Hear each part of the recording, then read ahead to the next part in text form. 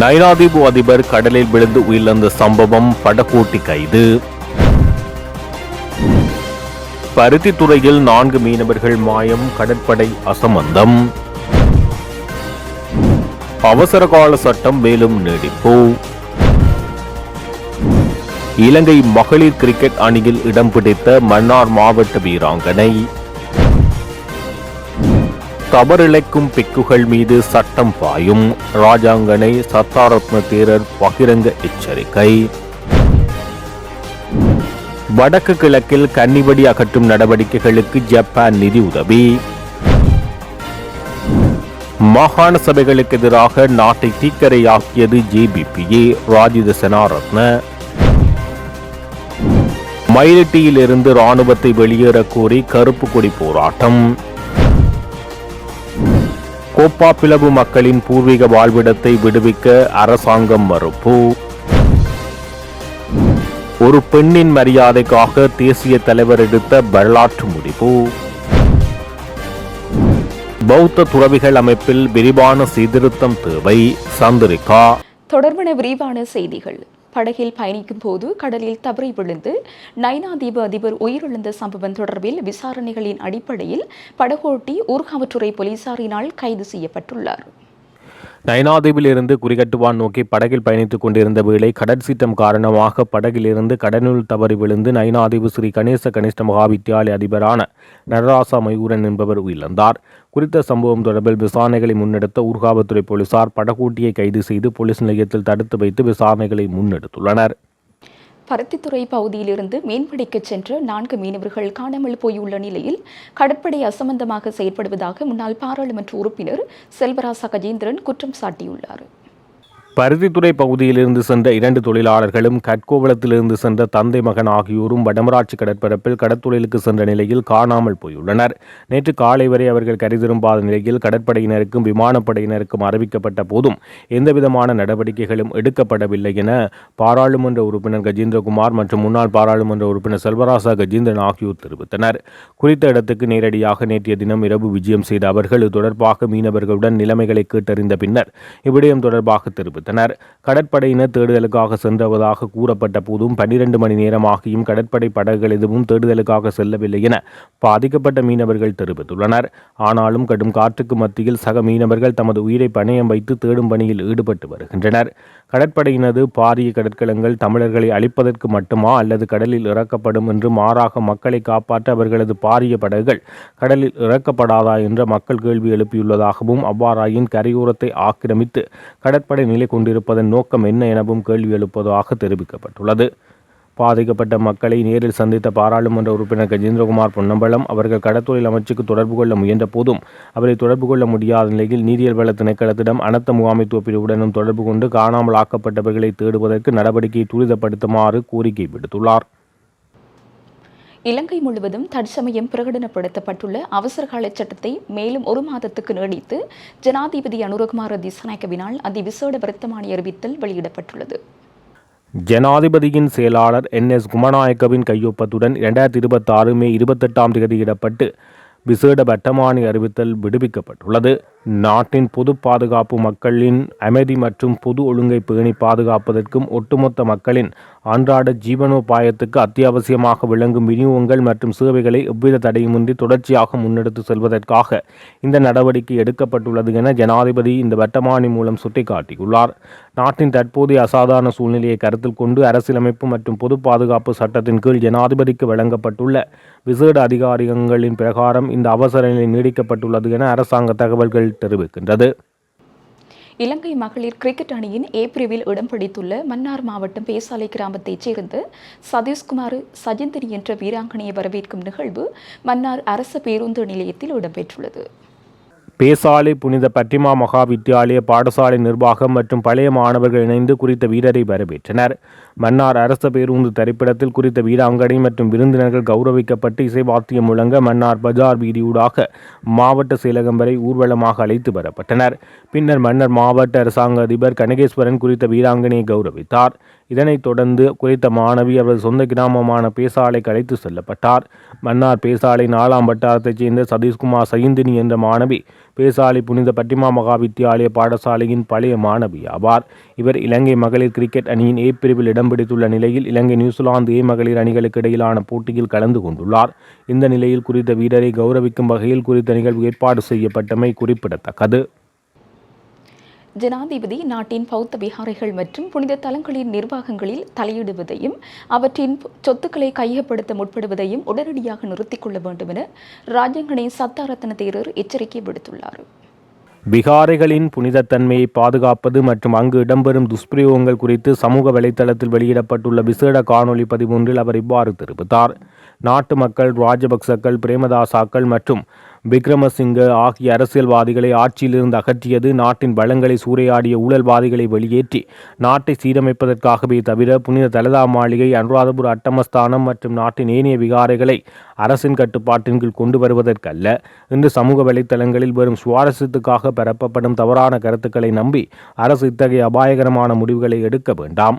குறிப்பாக கலகடிபத்தை, சுதத் மற்றும் கிக்ராவன் சுவசன் போன்றவர்கள் முன்வைக்கும் இத்தகைய முட்டாள்தனமான குற்றச்சாட்டுக்கள் செயற்பாடுகளால் இந்த அரசுக்கு பாரிய அரசியல் பின்னடைவை ஏற்படுத்தும். அதேவேளை விகாரைகளின் நிர்வாக சுதந்திரம் குறித்து பேசும் நான் சில விகாரைகளில் இடம்பெறும் அப்பட்டமான தவறுகளையும் வன்மையாக கண்டிக்கிறேன். விகாரைக்குள் சிறுவர்களை துறவரம் பூணச் செய்து பின்னர் அவர்களை துஷ்பிரயோகம் செய்யும் அருவருக்கத்தக்க சம்பவங்கள் ஆங்காங்கே இடம்பெறுகிறது. அதேபோல் விகாரைக்கு வரும் சிறுவர் சிறுமிகள் மற்றும் பெண் பக்தர்கள் சில தரப்பின தவறான நோக்கில் அணுகுவதும், விகாரை வளாகங்களுக்குள் வாகன சாரதிகள் மற்றும் சில இளைஞர்களை வைத்துக்கொண்டு முறையற்ற செயல்களில் ஈடுபடுவதையும் வன்மையாக கண்டிக்கத்தக்கவை. ஒரு பௌத்த பிக்குவானவர் விகாரைக்கு தர்மம் கெட்டு வரும் தாயையும் மகளையும் மரியாதையுடன் நடத்த வேண்டுமே தவிர அவர்களை தனியறைக்குள் அழைத்து முறையற்ற வகையில் நடந்து கொள்வது அப்பட்டமான துஷ்பிரயோகமாகும். இத்தகைய விகாரைகளில் வாழும் பிக்குகள் தமது தனிப்பட்ட இன்பத்துக்காகவே மதத்தை பயன்படுத்துகின்றனர். எனவே விகாரைகளின் நிர்வாக எல்லையை கடந்து பௌத்த போதனைகளுக்கு முரணாகவும் இத்தகைய சமூக விரோத செயல்களில் ஈடுபடும் நபர்களை கண்டறிந்து பொது சட்டத்தின் கீழ் கடுமையான நடவடிக்கை எடுக்க வேண்டும். மேலும் அவர்களை சட்டத்தின் முன் நிறுத்த வேண்டும் என்பதில் எனக்கு மாற்று கருத்து கிடையாது என தெரிவித்துள்ளார். மாகாண சபை தேர்தல் முறைமைக்கு எதிராக கடும் எதிர்ப்பை வெளிப்படுத்தி நாடு முழுவதும் தீ வைக்கும் வன்முறை சம்பவங்களில் ஈடுபட்டது ஜேவிபி தான் என முன்னாள் அமைச்சரும் நாடாளுமன்ற உறுப்பினருமான ராஜித சேனாரத்ன தெரிவித்துள்ளார். கொழும்பில் நேற்று இடம்பெற்ற நிகழ்வொன்றில் கலந்து கொண்டு கருத்து வெளியிடும் போது அவர் இவ்வாறு ஆளுங்கட்சி மீது கடுமையான குற்றச்சாட்டுக்களை முன்வைத்தார். இலங்கையின் ஆரம்பகால அதிகார பகிர்வு மற்றும் மாகாண சபை முறைமைகளுக்கு தீவிரமாக எதிர்ப்பு தெரிவித்தவர்களில் மக்கள் விடுதலை முன்னணியினரே முக்கிய பங்கு வகித்தனர். வரலாற்றில் தமிழீழ விடுதலை புலிகள் அமைப்பு புனித தலதா மாளிகை மீது முதலாவதாக தாக்குதலை நடத்தவில்லை. ஜேபிபி தான் கடந்த 1989ஆம் ஆண்டு முதலில் தலதா மாளிகை மீது ஆயுத தாக்கலை நடத்தியது. அந்த பீதி நிலவிய காலகட்டத்தில் மாகாண சபை முறைமைக்கு எதிர்ப்பு தெரிவித்து ஜேபிபி நாடு முழுவதும் அரசு சொத்துக்களை தீ வைக்கும் பேரழிவு சம்பவங்களில் ஈடுபட்டது. இவர்களது வன்முறை கலாச்சாரத்தினால் அந்த காலகட்டத்திலேயே அரசுக்கு 288 மில்லியன் ரூபாவுக்கும் அதிகமான பாரிய நிதி இழப்பு ஏற்பட்டது. இவ்வாறு ஒட்டுமொத்த நாட்டுக்கும் தீ வைத்து நாட்டின் பொருளாதாரத்தை அளித்த ஜேவிபி தான் இன்று மேடைகளில் ஏறி நின்று கடந்த 75 ஆண்டுகால பாரம்பரிய அரசியல் ஆட்சியை நாட்டின் சாபம் என்று தம்பட்டம் அடிக்கிறது. இலங்கையின் அரசியல் வரலாற்றை ஆழமாக ஆராய்ந்து உண்மையில் யார் இந்த நாட்டுக்கு சாபமாக செயற்பட்டார்கள் என்ற உண்மையை இன்றைய இளம் தலைமுறையினர் தெளிவாக தெரிந்து கொள்ள வேண்டும். நாங்கள் எமது அரசியல் பயணத்தின் கட்சிகளைத்தான் மாற்றினோம். ஆனால் மக்கள் விடுதலை முன்னணியினரோ அதிகாரத்துக்காக தங்களது அடிப்படை கொள்கையை முற்றாக மாற்றியுள்ளார்கள். அன்று மாகாண சபை தேர்தல் முறைமைக்கு எதிராக ஆயுதமேந்தி போராடிய மக்கள் விடுதலை முன்னணி இன்று தாங்கள் ஆட்சியில் இருந்து கொண்டு மாகாண சபை தேர்தலை நடத்தாமல் தட்டி கழித்து அதனை தொடர்ந்து பிற்போட்டு வருகிறது என தெரிவித்துள்ளார். மயிலிட்டி பகுதியில் தமது காணிகளில் இருந்து ராணுவம் வெளியேற வேண்டும் என கோரி கருப்பு கொடியிலை பறக்கவிட்டு காணி உரிமையாளர்கள் போராட்டத்தில் ஈடுபட்டுள்ளனர். வலிவடக்கு பகுதிகளில் உயர் பாதுகாப்பு வலயமாக உள்ள தமது காணிகளை விடுவிக்க கோரி காணி உரிமையாளர்கள் இராணுவத்தினரின் கொமோண்டோ பங்களா முன்பாக இன்றைய தினம் 6வது வெள்ளிக்கிழமை போராட்டத்தை முன்னெடுத்தனர். வலிவடக்கில் 249, 256, 248, 251 மற்றும் 255 ஆகிய கிராம சேவையாளர் பிரிவைச் சேர்ந்த மக்கள் கடந்த 1990ஆம் ஆண்டு ஜூன் மாத கால பகுதியில் அவர்களது சொந்த இடங்களிலிருந்து வெளியேற்றப்பட்ட பின்னர் அப்பகுதி உயர் பாதுகாப்பு வலயமாக காணப்படுகிறது.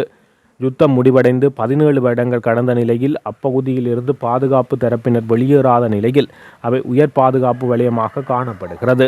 இந்த நிலையில் தமது 651 ஏக்கர் வரையான காணிகளை விடுவிக்குமாறு பல வருடங்களாக காணி உரிமையாளர்கள் போராடி வரும் நிலையில் காணிகள் விடுவிக்கப்படாத நிலையில் காணிகளை விடுவிக்குமாறு ஒவ்வொரு வெள்ளிக்கிழமைகளிலும் போராட்டங்களை முன்னெடுப்பதாக காணி உரிமையாளர்கள் முடிவெடுத்த நிலையில் இன்றைய தினம் வெள்ளிக்கிழமையும் போராட்டத்தை முன்னெடுத்தனர். இந்த நிலையில் வெசாக்கால பகுதியில் அப்பகுதி முழுவதும் கருப்பு கொடிகள் பறக்கவிடப்பட்டு பாரிய அளவில் போராட்டம் முன்னெடுக்கப்பட்டது.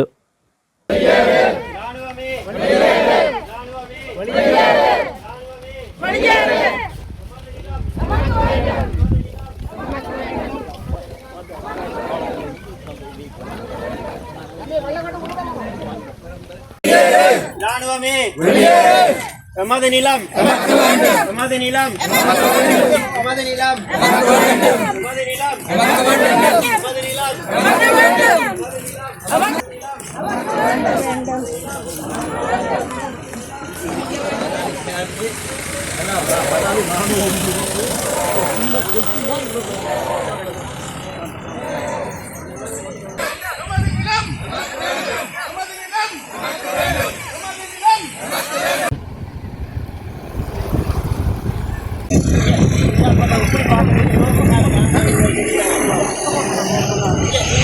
இல்ல இங்க முன்னா பாத்தீங்கன்னா தான் இந்த கேம்ப் வழிகள் தெரியும். பெட்ரோல்ல எமது நிலம் எமது நிலம்.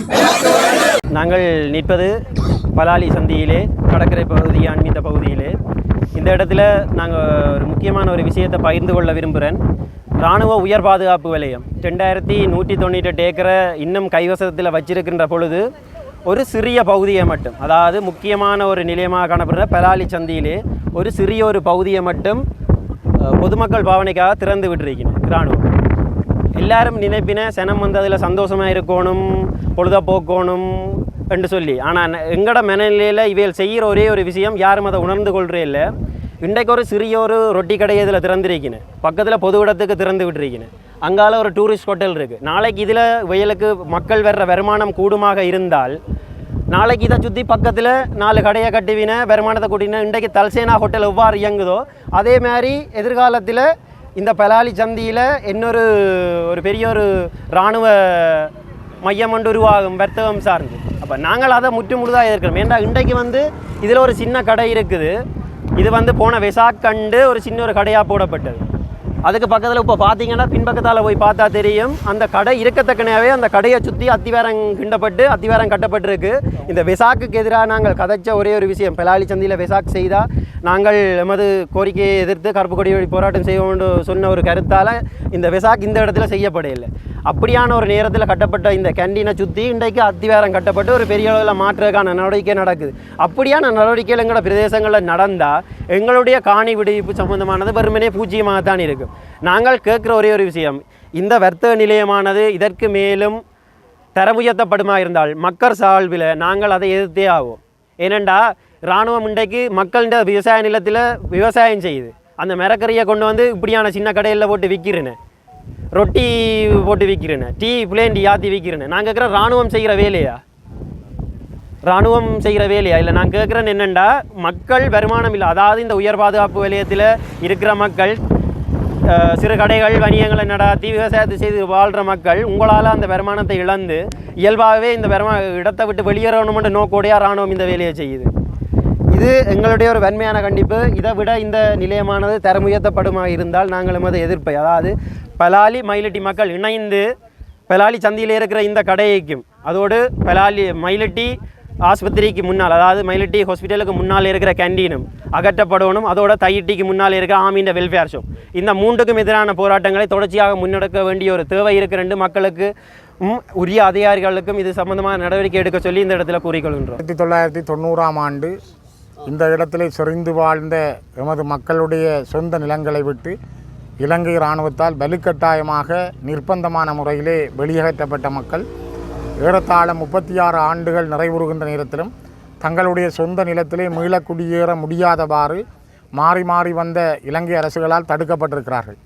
யுத்தம் முடிந்து ஏறத்தாழ 17 ஆண்டுகள் முடிவிட்டிருந்தாலும் இந்த வலிகாமம் வடக்கு, யாழ்ப்பாணத்தினுடைய வலிகாமம் வடக்கு பகுதியில் இருக்கின்ற கிட்டத்தட்ட 2400 ஏக்கர் வரையான காணி பகுதிகள் இன்னும் அந்த சொந்த மக்களிடம் கையளிக்கப்படவில்லை.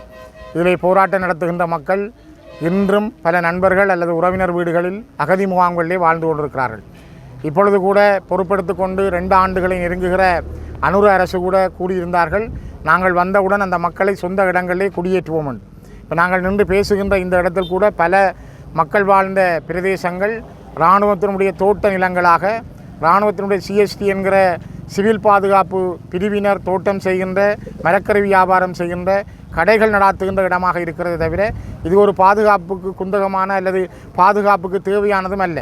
17 ஆண்டுகள் இந்த மண்ணிலே வெடிச்சத்தங்கள் இல்லை, யுத்தம் நடைபெறவில்லை, மக்கள் தெருக்களிலே தான் இருக்கிறார்கள். அந்த மக்களுடைய சொந்த நிலத்திலே சென்று இருப்பதற்கு அனுமதிக்காதவாறு இந்த அரசும் பழைய அரசுகள் மேற்கொண்ட அதே அராஜகத்தையும் அதே பிடியையும் அவர்கள் மேற்கொள்ளுகின்றார்கள். அதனை நாங்கள் எதிர்த்துத்தான் இந்த இடத்திலே மக்கள் இன்றைய தினம் கூட இந்த அடையாள போராட்டத்தை செய்கின்றார்கள். தொடர்ச்சியாக அவர்கள் ஒவ்வொரு வெள்ளிக்கிழமையும் ஒவ்வொரு நாட்களும் தங்களுடைய நிலத்துக்கு செல்ல வேண்டும் என்பதற்கான போராட்டத்தை முன்னெடுத்து வருகின்றார்கள். குறிப்பாக இந்த மக்களுடைய கோரிக்கை நியாயமானது. மனித உரிமை ஆர்வலர்கள், சர்வதேச சமூகம் கூட இந்த இடங்களை வந்து பார்த்தால் தெரியும், இங்கு இராணுவத்துக்கு தேவையான நிலங்கள் அல்ல, அவருடைய முகாம்கள் தவிர்ந்த ஏனைய இடங்களை உடனடியாக விடுவித்து அந்த மக்கள் தங்களுடைய சொந்த நிலங்களிலே குடியேறி தாங்கள் தோட்டம் செய்து வாழக்கூடிய நிலை உருவாக்கப்பட வேண்டும். அந்த நிலையைத்தான் நாங்கள் தொடர்ந்து கேட்கிறோம். கடைசியாக நடந்த யாழ்ப்பாண ஒருங்கிணைப்பு குழு கூட்டத்திலும் இந்த கோரிக்கையை நாங்கள் முன்வைத்திருந்தோம். கௌரவ தவிசாளர் சுகிர்தன் அவர்களும் அதனை முன்மொழிந்து நாங்கள் வழிமொழிந்திருந்தோம். இந்த இடத்தை உடனடியாக விடுங்கள், அதற்கான முன்மொழிவுகளை செய்கின்றோம். தனியார் காணியிலே வைத்தியசாலையை கட்டுகிறீர்கள், தனியார் காணிகளை ஆக்கிரமித்து வைத்திருக்கிறீர்கள், நீங்கள் இராணுவத்துக்கு தேவையில்லாத நிலங்களை வைத்திருக்கிறீர்கள், அதனை விடுவீங்கள் என்ற தீர்மானத்தை நாங்கள் நிறைவேற்றியிருந்தோம். அதனை விட எவ்வளவு மக்கள் குடியேற வேண்டும், எவ்வளவு காணிகள் இன்னும் உங்களோட கையில் இருக்கிற என்ற விவரங்களை கூட வெளியிடுங்கள் என்றும் நாங்கள் கேட்டிருந்தோம். அநேகமாக ஜூன் மாதம் 19ஆம் தேதி நடைபெற இருக்கின்ற யாழ்ப்பாண மாவட்ட ஒருங்கிணைப்பு குழு கூட்டத்திலும் தொடர் விடயமாக நாங்கள் இந்த விடயத்தை கையாள்வோம். தொடர்ந்தும் இந்த மக்களுடைய காணிகள் விடுவிப்பு தொடர்பில்லை எங்களுடைய பூரணமான பங்களிப்பும். ஏற்கனவே வழக்குகள் மூலமாகவே பல இடங்களை எங்களால் விடுவிக்க முடிந்தது. அதே போல தான் தொடர்ச்சியாகவும் இந்த மக்களுடைய நிலங்களை விடுவிப்பதற்கான அனைத்து சட்ட ரீதியற்ற முறையிலே வருகின்ற மனிதாபிமான முறைகளையும் கையாண்டு நாங்கள் அந்த கோரிக்கைகளை முன்வைக்கிறோம். இந்த மக்களுடைய நியாயமான போராட்டங்களை, அவர்களுடைய நியாயமான கோரிக்கைகளை அனுர அரசு ஏற்று, இன்றைய நாட்டின் ஜனாதிபதி அனுர திசாநாயக்கா, நீங்கள் இதனை செவிசாய்த்து இந்த மக்களுடைய நிலங்களை உடனே விடுவிக்க வேண்டும். வெறுமனே பொய் வார்த்தைகளை கூறி காலங்களை இழுத்தடிக்கின்ற வார்த்தைகளை தவிர்த்து மக்களுக்கான உடனடி வார்த்தைகளுக்கூடாக அவர்களை அந்த நிலங்களில் குடியேற அனுமதிக்க வேண்டும். அந்த அனுமதிக்கான ஒரு அடையாள போராட்டமே இந்த மக்களுடைய தெளிவான இந்த போராட்டம். அதற்காக பூரணமாக எங்களுடைய தொடர் பங்களிப்புகளும் இருக்கும். தொடர்ந்து நாங்கள் அதற்காக குரல் கொடுப்போம். கேப்பாப்புலவு பகுதியில் இராணுவத்தால் கையகப்படுத்தப்பட்டுள்ள 55 மக்களின் காணிகள் விடுவிப்பு தொடர்பில் ஜனாதிபதி செயலகம் மறுப்பு தெரிவித்துள்ளதாக பாராளுமன்ற உறுப்பினர் துரைராசா ரவிகரன் தெரிவித்துள்ளார். முல்லைத்தீவு கோப்பாப்பிளவில் இராணுவத்தினரால் கையகப்படுத்தப்பட்டுள்ள 55 பொதுமக்களின் காணிகளை விடுவிக்குமாறு ஜனாதிபதிக்கு பாராளுமன்ற உறுப்பினர் துரைராசா ரவிகரன் கடிதம் ஒன்றை அனுப்பி வைத்திருந்தார். குறிப்பாக கோப்பாப்பிளவு காணி விடுவிப்பு தொடர்பில் பாராளுமன்ற உறுப்பினர் ரவிகரனால் அனுப்பப்பட்ட கடிதத்துக்கு ஜனாதிபதி செயலகத்திலிருந்து பாராளுமன்ற உறுப்பினர் ரவிகரனுக்கான பிரதியுடன் பாதுகாப்பு அமைச்சரின் செயலாளரின் இலக்கமுடைய கடிதம் ஒன்று அனுப்பி வைக்கப்பட்டுள்ளது. இந்த நிலையில் ஜனாதிபதி செயலகத்தினால் பாதுகாப்பு அமைச்சின் செயலாளருக்கு அனுப்பி வைக்கப்பட்ட கடிதத்தின் மூலம் கோப்பாப்பிளவு காணி விடுவிப்பு தொடர்பில் விசாரணைக்குட்படுத்தப்பட்ட விடயங்கள் தொடர்பில் ஜனாதிபதியின் சிரேஷ்ட உதவி செயலாளரினால் ரவிகரனுக்கு இந்த கடிதம் அனுப்பப்பட்டுள்ளது. கடிதத்தில் இராணுவத்தினால் கையகப்படுத்தப்பட்டுள்ள கோப்பாப்பிளவு மக்களின் காணிகளை விடுவிப்பது தொடர்பில் சாதகமான பதில்கள் வழங்கப்படவில்லை. ஜனாதிபதி செயலகம் சார்பில் தெரிவிக்கப்பட்ட விடயம், முல்லைத்தீவு கோப்பாப்பிளவு பிரதேசத்தில் இராணுவத்தின் கட்டுப்பாட்டில் உள்ள மக்கள் காணிகளை விடுவித்தல் தொடர்பில் அந்த பிரதேசத்தில் காணி உரிமையுடைய 55 பேரில் 44 பேர் மாற்று காணிகளை பெற்றுக்கொள்வதற்கு இணங்கியுள்ளதாகவும் அவர்களுக்கு கேப்பாப்பிளவு மாதிரி கிராமத்தில் 40 பர்ச்சஸ் வீதமான காணிகள், வீடுகள் மற்றும் பாடசாலை வசதிகள் அரசாங்கத்தால் வழங்கப்பட்டுள்ளதாகவும் மீதமுள்ள 11 பேர் மாற்று காணிகள், வீடுகள் அல்லது அரசாங்க மதிப்பீட்டின் அடிப்படையில் வழங்கப்படும் இழப்பீட்டுத் தொகையை பெற்றுக்கொள்வதற்கு இதுவரை இணக்கம் தெரிவிக்காத காரணத்தால் முகாமுக்கு சொந்தமான காணியின் இறுதி பகுதியிலிருந்து 6.75 ஏக்கர் ஒதுக்கப்பட்டு இராணுவத்தின் தொழிலாளர் பங்களிப்புடன் வீடுகளை அமைத்துக் கொடுக்க முன்மொழியப்பட்டுள்ளதாக அறிவிக்கப்பட்டுள்ளது. மேலும் இந்த நிலப்பரப்பில் தற்போது நிர்மாணிக்கப்பட்டுள்ள கட்டுடங்களின் பெறுமதி 538 மில்லியன் ரூபாவுக்கும் அதிகமாக இருப்பதால் முகாமை இடமாற்றம் செய்வது அதிக செலவை ஏற்படுத்தும் என குறித்த காணியானது நந்திக்கடல் கலப்பு சார்ந்த பிரதேசத்தில் பாதுகாப்பை உறுதி செய்வதற்கும் இராணுவ தொடர்பாளர் முறைமைகளை பேணிச் செல்வதற்கும் மூலோபாய முக்கியத்துவம் வாய்ந்தது என்பதால் அதனை தொடர்ந்து தக்க வைத்துக் கொள்வது அத்தியாவசியமானது என இராணுவ தளபதி தெரிவித்துள்ளதாக குறிப்பிடப்பட்டுள்ளது.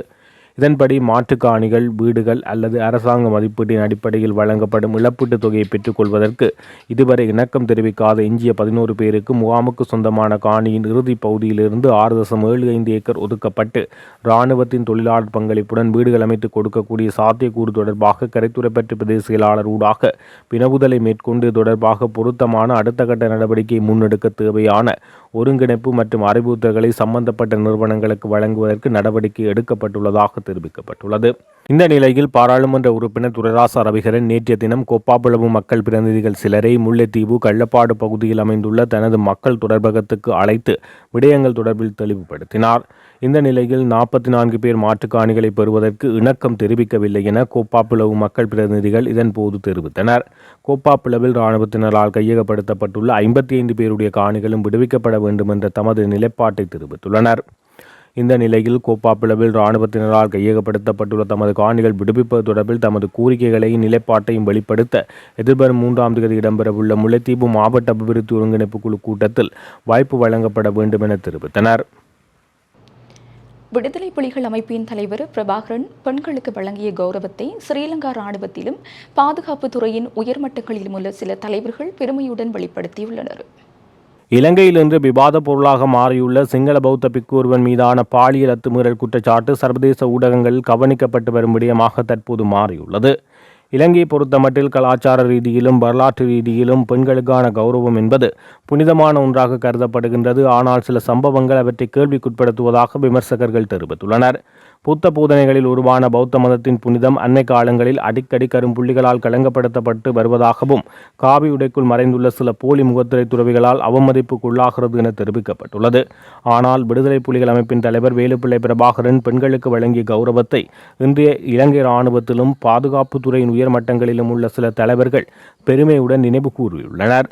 ஒரு பெண்ணின் கண்ணியத்தை பாதுகாக்க விடுதலை புலிகள் அமைப்பின் தலைவரால் வழங்கப்பட்ட வரலாற்று சிறப்புமிக்க தீர்ப்பு இதற்கான சிறந்த எடுத்துக்காட்டாகும் என அவர்கள் தெரிவித்துள்ளனர். யுத்த காலத்தில் இலங்கை இராணுவ வீரர் ஒருவர் கைது செய்யப்பட்டு விடுதலை புலிகள் அமைப்பின் கட்டுப்பாட்டில் வைக்கப்பட்டார். அந்த நேரத்தில் அந்த இராணுவ வீரர் மனிதாபிமானத்துடன் நடத்தப்பட்டார். அதற்காக அவரது சிங்கள மனைவி புலிகள் இயக்க தலைவருக்கு நன்றி தெரிவித்து கடிதம் ஒன்று எழுதியுள்ளார். அந்த கடிதத்தில் என் கணவருடன் நான் ஒன்றாக இருந்தேன் என்பதை உலகம் நம்புமா? இந்த சூழ்நிலையில் நான் கர்ப்பமாக இருப்பது தெரிய வந்தால் என் மீது ஊரார் தவறான அவதூறுகளை பேசுவார்கள். அந்த பெண் தனது இயலாமையும் பயத்தையும் வெளிப்படுத்தினார்.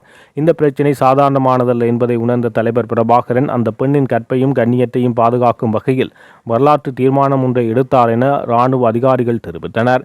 அப்பெண் அவரது மாமியார் மற்றும் அவர்களின் கிராமத்தைச் சேர்ந்த பௌத்த மதகுரு ஆகிய மூவருக்கும் கிளிநொச்சி வரவழைக்கப்பட்டனர். தலைவரின் ஏற்பாட்டின்படி அந்த சிங்கள இராணுவ வீரர்களும் அங்கு அழைத்து வரப்பட்டு தனது மனைவி மற்றும் பௌத்த மதகுருவின் முன்னிலையில் தனது மனைவியின் வயிற்றில் வளரும் குழந்தை தன்னுடையதுதான் என ஒப்புக்கொண்டதாக தெரிவிக்கப்படுகிறது. விசாரணைக்கு பின்னர் அந்த பெண்ணின் குடும்பத்துக்கு முழு பாதுகாப்பு வழங்கப்பட்டதுடன் அந்த சிப்பாயும் எந்த நிபந்தனையுமின்றி விடுவிக்கப்பட்டார். இந்த விடயம் உலக அரசியல் அல்லது இராணுவ வரலாற்றில் அரிதாக காணப்படும் ஒரு தீர்ப்பாக சுட்டிக்காட்டப்படுகிறது. இவ்வாறான மத இன சார்பற்ற அணுகுமுறையை கொண்ட தீர்ப்பை தேசிய தலைவர் வழங்கியமை அவரது தலைமையிலான தன்மையை எடுத்து காட்டுவதாக பாதுகாப்பு செயலாளர் எழுதிய நூலில் விளக்கமாக தெரிவித்துள்ளார். பௌத்த சாசனத்தின் நீண்டகால இருப்பு என்பது தர்மம் மற்றும் ஒழுக்க கட்டுப்பாடு ஆகிய இரண்டையும் பாதுகாப்பதிலேயே தங்கியுள்ளது என்பதை வலியுறுத்தி முன்னாள் ஜனாதிபதி சந்திரிகா பண்டாரநாயக்க குமாரதுங்க பௌத்த துறவிகள் அமைப்பிற்குள் விரைவாக சீர்திருத்த வேலைத்திட்டம் ஒன்றை முன்னெடுக்குமாறு அழைப்பு விடுத்துள்ளார். 3 பௌத்த பீடங்களினதும் மகாநாயக்க தேரர்களுக்கு அனுப்பி வைத்துள்ள கடிதத்தில் அவர் இவ்வாறு தெரிவித்தார்.